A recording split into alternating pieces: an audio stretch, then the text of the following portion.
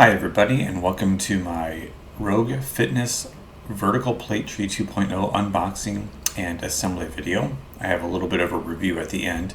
The tree comes in 2 boxes. It's pretty heavy to bring downstairs, but it's really a one-person job to put it all together.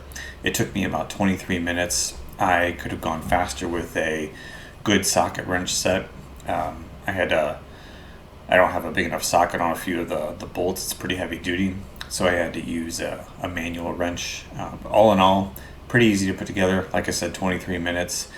I'm going to speed the video up here a little bit for the actual assembly, so you'll see that, and then I'll put have a little bit of commentary at the end of the video regarding my thoughts. It's a great product. It's extremely sturdy. You'll see that at the end. Thanks.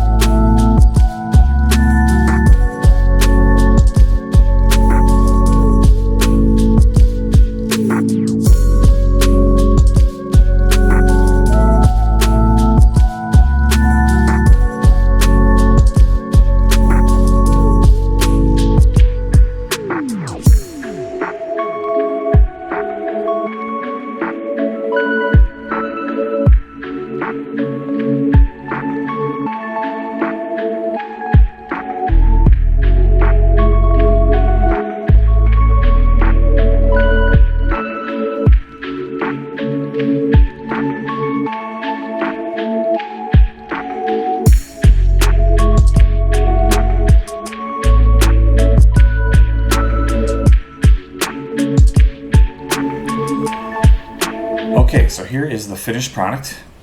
It's about 26 inches wide, 24 inches deep, and 50 inches tall. The bolts are extremely sturdy bolts. The whole thing hardly moves, even when you put a lot of weight on it.